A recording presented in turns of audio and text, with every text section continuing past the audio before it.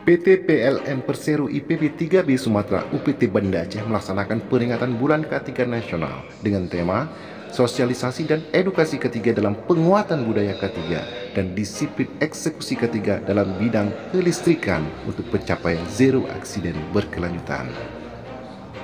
Kabid Pengawasan Ketenagakerjaan di Snaker Mobdop Aceh, Erwin Ferdinand yang didampingi Kasih PN K3 Ikhwan dalam sambutannya melalui Vidcon menjelaskan, tema pokok Bulan K3 Nasional tahun 2021 ialah penguatan sumber daya manusia yang unggul dan berbudaya K3 di semua sektor usaha.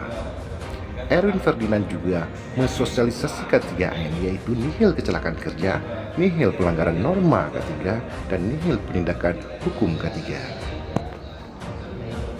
Biarpun melalui Vidcon, peringatan Bulan K3 Nasional tahun 2021 yang dilaksanakan oleh PT PLN Persero IP3B Sumatera UPT Banda Aceh tetap berjalan dengan hikmat.